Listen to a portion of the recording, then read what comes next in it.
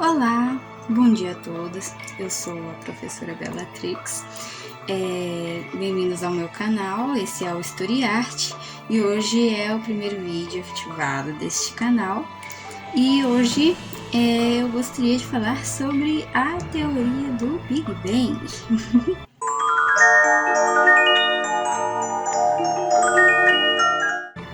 Olá, eu sou a professora Bellatrix, sou graduada em licenciatura em História, sou especialista no ensino da prática docente de História, então especialista em Ciências Humanas e Sociais Aplicadas, fora que eu seja teórica e pesquisadora científica.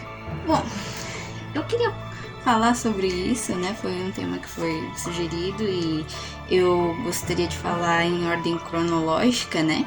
E como o Big Bang foi o início de tudo, não tem como não falar dele primeiro. Se não fosse ele, a gente não tava aqui.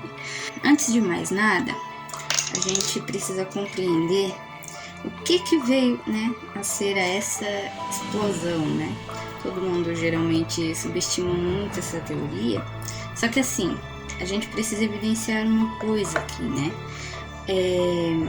Uma teoria, ela não é simplesmente uma hipótese. Como, por exemplo, você imagina que você vai fazer algo determinado dia e você de fato faz. Isso é uma hipótese, né? Porque ninguém precisou estudar para chegar a essa conclusão. No caso do Big Bang, isso teve que ser analisado, testado, né? Estudado. E o que acontece no meio da produção de uma teoria, né? Às vezes um cientista pensa uma determinada coisa e acaba muitas vezes parecendo ser algo sólido, certo? Algo sustentado e tudo. Só que não tem como ele lançar isso facilmente na mídia, né? Ele tem que testar e ter as devidas comprovações. Após lançar o artigo na mídia, como geralmente é o que acontece, várias outras pessoas vão questionar, vão achar que ele tá errado, vão dar haha nas publicações dele. E com isso, muitas vezes é encontrada, né, as respostas, mas é uma teoria por conta do seguinte: não é algo que seja à risca comprovado, assim, como eu posso dizer, que vai ser uma coisa totalmente estruturada, porque por se tratar de uma explosão, ainda tem muitas coisas que o ser humano não conhece, que é advinda dessa explosão. Então, fica muito complicado dizer, o Big Bang é isso. Não é só isso. É muito difícil dizer o que é a explosão que causou simplesmente o universo em que vivemos, sabe? Então, é complicado. E todas as vezes, todos os dias, né, estão saindo teorias novas a respeito disso, que complementam ainda mais o conhecimento que nós já temos mediante este assunto, né? Mas você falou que foi uma explosão, mas como que foi essa explosão, Psoura? Então, geralmente, a ideia que as pessoas têm é que simplesmente aconteceu do nada, né? É que nem aquela musiquinha do The Big Bang. No início do universo era denso e quente, após milhões de anos houve a expansão e de repente... foi basicamente isso, tá? Que aconteceu. E é algo que implica bastante, né? Defensores do criacionismo, né? E implica bastante até em quem não possui nenhuma religião ortodoxa. Então, se implica até os cientistas, por que não vai implicar os religiosos, né? Antigamente, antes de ser chamado teoria do Big Bang, antes de ser chamado de partícula de Deus, como veio a ser chamado após os anos 60, entre outros estudos, porque, querendo ou não, isso tem um dedinho da União Soviética e dos Estados Unidos, para variar, né? Acontece que o seguinte... Antes, o nome não era assim, o Big Bang ou partícula de Deus. O primeiro nome que veio a ter no início do século XX, ali entre a década de 20 mesmo, que foi quando começaram a estudar, era o átomo primordial. O nome era átomo primordial. Quem que deu? foram 2 caras com o mesmo objetivo, tá? Eles não chegaram a interagir nesse momento. Nesse momento de pesquisa, né? Que foi o matemático Alexander Friedman. É engraçado, o cara tem sobrenome de alemão, mas é russo. É isto. E o Georges Lemaitre. O Georges Lemaitre, ele foi basicamente a peça-chave para a formação dessa ideia. Porque o que aconteceu? O Einstein estava no hype, como vocês bem sabem. O cara é conhecido até hoje e é sinônimo de genialidade. Porém, tem um pontinho meio que ignorante na visão do Einstein naquela época. Ele acreditava que o universo não estava em expansão, ele estava estático. O que quer dizer estático? Parado. Eu tô aqui, eu tô parada, eu tô estática, eu não faço nada. É a mesma coisa. Agora, no caso do Alexander Friedman e do padre Georges Lemaitre, eles basicamente não se conformaram com uma ideia, tipo, imagina só, acontece uma explosão e vai tudo ficar parado? Quando acontece uma explosão, não vai tudo para todos os lados? Não vai pedras, ou seja lá o que for que foi explodido, não vai coisas para tudo quanto é lado? Então, o raciocínio foi exatamente o mesmo. E o pior é que parece até ser uma coisa mais bobinha. Porque você pensa, nossa, isso é um senso muito comum. Muitas vezes a física, ela surge do senso comum e vira senso crítico. E isso é uma peça muito chave para muitas das descobertas que a gente realizou até hoje. A gente humano, né? E aí, mas você pensa, você falou tudo isso, mas você não explicou direito o que é o Big Bang. Tá? Você imagina o seguinte, eu vou mostrar aqui um exemplo de uma coisa para vocês.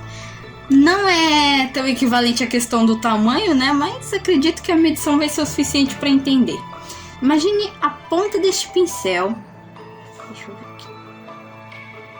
aqui. Não vai focar direito, mas tudo bem. Imagine a ponta deste pincel. Pensa que o início de tudo começou com uma partículazinha menor do que a ponta deste pincel.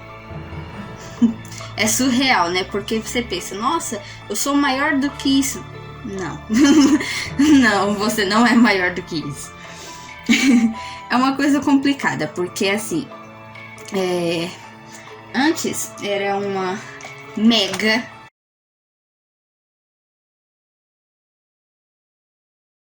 quente. Uma hora aquilo literalmente estourou. Muitas vezes na internet, se você pesquisar, você vai ver termos como singularidade ou ponto em comum, né? Por que é um ponto em comum? Porque no momento tudo que conhecemos esteve junto em um único ponto em que todas essas coisas eram comumente juntas. Por isso que é chamado assim, ou singularidade, porque indica uma coisa só. Antes tudo era uma coisa só. Aí você pensa, nossa, e como é que foi comprovado isso? Liga um rádio e deixa ele chiar. Esse é o som do Big Bang. É literalmente isso. O nome disso viria a ser ondas de rádio de fundo, né? É uma coisa que fica ali, tipo, por exemplo, você tem a programação de um rádio e aquele chiado, até mesmo da televisão que você tem na sua casa, o chiado do Big Bang, são as partículas se expandindo. No caso, isso foi comprovado pelo Georges Lemaitre e pelo Alexander Friedman, como citado anteriormente, certo? E aí, o que aconteceu? Chegou uma figura ilustre chamada Edwin Hubble, que sustentou ainda mais essa teoria do Big Bang, né? Porque ele foi um dos maiores, digamos, confrontantes da teoria de Einstein, mesmo fazendo as análises baseadas no que o próprio Einstein mostrou, a teoria da relatividade. Aí você pensa, tudo relativo, aquele clássico, né? Mas não, não é algo estático, não é algo que vai permanecer parado.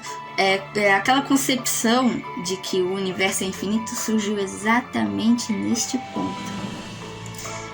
E esse ponto foi o que determinou o que a gente percebe hoje, né? Que a expansão ela é contínua, ela é constante e infinita. Então, isso foi um momento marcante na história da ciência.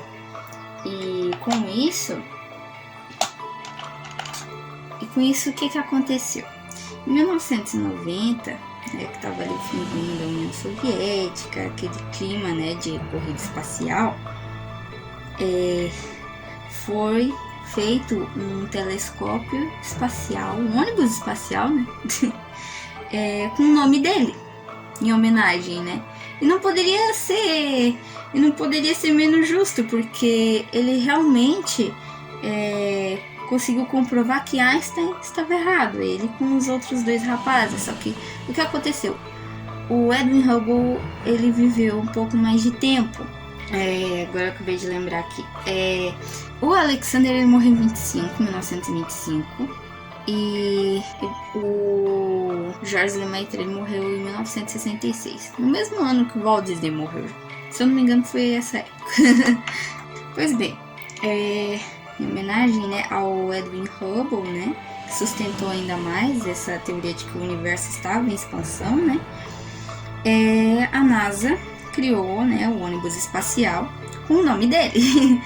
E é uma coisa muito curiosa, porque eles descobriram uma galáxia nessa época, em 1990. E é curioso porque especificamente logo esse ônibus espacial, com todo o maquinário, tudo, foi exatamente o maquinário da NASA que descobriu uma das galáxias mais antigas. Então, a galáxia que foi encontrada foi a galáxia GNZ11. Ela foi medida como a mais antiga porque ela tinha uma maior quantidade de tempo para estar mais distante das outras. Isso em 1990. E foi algo muito marcante. Imagina ter uma visão dessa naquela década. Ninguém sonhava com isso, com certeza. E com isso... Dá uma cagadinha aqui. E com isso, ela teve essa ligação com Edwin Hubble nessa época, certo? E eu achei, assim, quando eu tava estudando sobre isso, eu achei uma coisa muito impactante, porque imagina só, é como você perpetuar um nome de uma pessoa que levantou apenas uma teoria bem contrastada em relação ao Einstein. O senhor já estava morto, né? E a NASA imortalizou esse cara por conta desse ato fatídico. E isso é uma coisa que a gente precisa levar para a vida da gente, né? Aí você pensa, mas foi num pontinho assim que começou tudo. Pode ser no lugar onde você está, pode ser onde eu estou, pode ser em qualquer lugar. O ponto em comum ele pode ser em qualquer lugar, porque nós estamos dentro dessa explosão, compreende? É algo muito complexo. Se até mesmo os cientistas que levantaram essa tese ainda possuem suas complicações para entender, imagina quem é mais leigo, imagina quem é negligente, né? Ou negacionista, no caso. Aí é muito mais complicado. Professora, por que você não tá mostrando os produtos que você tá usando na Make no vídeo? Não tô sendo paga para divulgar, não vou mostrar nada também. Ou seja, o Big Bang ele criou a conotação de expansão infinita, né? Expansão contínua. O universo está sempre em constante movimento, constante expansão, né? E isso tudo ainda se agrega muito ao que as pessoas chamam de universo observável, né? Ainda tem lugares que ainda não é possível os olhos humanos alcançar. E geralmente as pessoas conectam isso muito àquele espaço que dizem que não tem nada no universo, né? Às vezes a gente só não conseguiu a máquina certa para fazer isso, né? Aí você olha pra mim e fala, ah, professora, mas foi um religioso que descobriu isso. Pode ser, mas uma pessoa com uma fé que não é abalada por nada, isso não significa nada, tá? Isso é um fator concomitante. Isso é um fator que a gente deve considerar, né? Nós temos as nossas comprovações científicas e tudo mais, mas a partir do momento que você acredita em algo e você quer sustentar aquilo, isso vai ser algo exclusivamente seu. E inclusive eu acho isso muito bonito, porque é um demonstrativo muito interessante sobre a fé. A fé, se ela é verdadeira, nada vai ficar abalando. Imagina, você dá ouvido para outro ser humano que às vezes pode ser tão complexado quanto você, e você deixar a sua crença, a sua verdadeira fé ir embora por conta disso. Não se engane, não se deixe levar por isso. Se sua fé é bem sustentada, não deixe ela morrer. Se você acredita de fato nas coisas em que acredita, né? Então não deixe a sua fé morrer. Mas enfim, voltando lá ao proceder. Aí você pensa, nossa, professora, você falou da União Soviética, você falou dos Estados Unidos. Não tem como não falar. Porque assim, muito do que nós conhecemos sobre o universo hoje em dia também aconteceu por conta de uma guerra espacial, uma guerra armamentista, né? Uma corrida, né? O termo correto é corrida espacial. Porque o que aconteceu? Os Estados Unidos e os russos começaram a competir meio que por debaixo dos panos na Guerra Fria. Não foi uma guerra declarada, mas era uma guerra que acontecia ali na surdina, sabe? Um queria mostrar a potência de um país para o outro. E o pior é que o projeto Vostok, que foi o que eles criaram para batizar o nome desse lado deles na corrida espacial, foi responsável por muitas coisas. Inclusive, eles passaram a enviar cachorrinhos para a Lua mesmo, para fazer expedições e tudo. Não preciso nem dizer que os bichinhos não aguentaram, né? Eles muitas vezes eram cadelinhas e dificilmente eram machos, pelo que eu sei, né? Pelo que eu estudei. Inclusive, se não me engano, uma delas morreu em 1969. Se eu estiver errando a data, por favor, me corrija aqui. É porque eu tô fazendo com base do que eu conheço, assim, e montei o vídeo de uma forma mais simples para vocês poderem entender de uma forma mais fácil. Porque, assim, as pessoas aplicam muitos termos técnicos, né? Pra poder explicar. Aí fica aquela coisa maçante e você fica sem entender nada e seu cérebro fica cheio de informação que você talvez acabe ficando meio perdido para distribuir essas informações. E eu quero dar um jeitinho de deixar isso mais suave, né? Para quem quiser entender de uma forma mais prática, né? Eu sei que eu falei bastante, mas se tratando da explosão do universo não tem como falar pouco, entende? Tudo bem, professora. Mas por que você falou tudo isso, né? Então, como eu disse, o Big Bang ele é hiper complexo de entender. E olha que foi algo que já foi comprovado. Mas é complexo porque você falar do Big Bang é você falar de uma infinidade de coisas. Os compostos dos nossos corpos, do nosso mundo, do que cerca os planetas, a radiação, tem muita coisa envolvida. Inclusive, existem muitos resquícios, né, dessa radiação cósmica de fundo, né, que é o termo correto, né, ondas de rádio de fundo, assim, que, como eu falei, acontece nos nossos rádios, né, e isso é uma coisa que vai ficar para sempre. O que a gente ouve nos rádios é basicamente os fósseis desses pedacinhos de Big Bang, dessas energias, são fósseis de energia. E aí você se encontra se deparando com uma energia primordial, uma energia onde, se ela não tivesse explodido, muitas vezes a gente não estaria aqui. A gente não estaria aqui de fato. É intrigante, mas ao mesmo tempo é muito bonito. Aí você olha pra mim e fala: nossa, professora, você tá falando do Big Bang enquanto tá se maquiando. Pois é, né? Se você for um iluminista ou uma pessoa que segue mais esses princípios, eu sinto que esse vídeo talvez te deixe um pouco com raiva. Porque assim, uma das extensões de pensamento aconteceu com um calendário cósmico do Carl Sagan. E o que acontece? Ele basicamente mediu os acontecimentos. Ele calculou, né, como se o universo tivesse existido em um ano. E aí você imagina, o universo basicamente ele tem 14 bilhões de anos. Quase 14, né? E aí você pensa, como é que vai medir? Como é que vai calcular isso, né? Isso é mais uma forma de facilitar o entendimento das pessoas em relação ao Big Bang.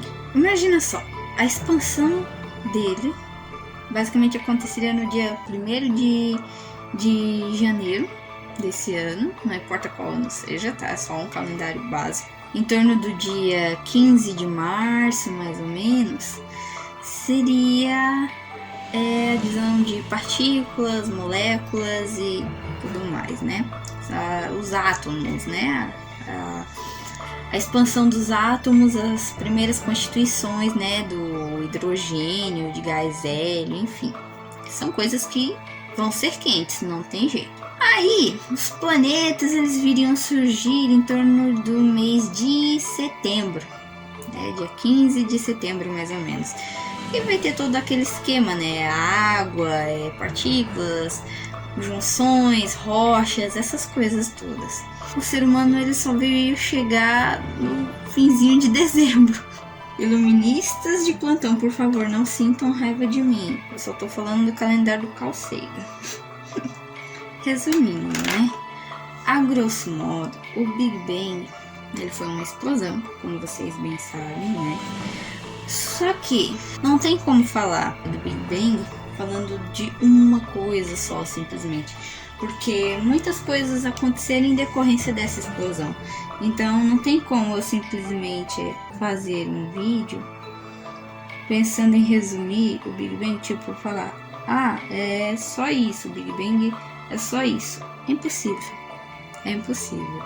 Então, se vocês quiserem, se vocês tiverem gostado do vídeo, eu peço que vocês comentem, né, para explicar mais detalhadamente, né, de uma forma mais prática para vocês entenderem, porque eu acho, né, que os vídeos que tem na internet são ótimos de fato, mas eu acho que quando usa muito termo técnico, às vezes pode ficar um pouco mais difícil de entender.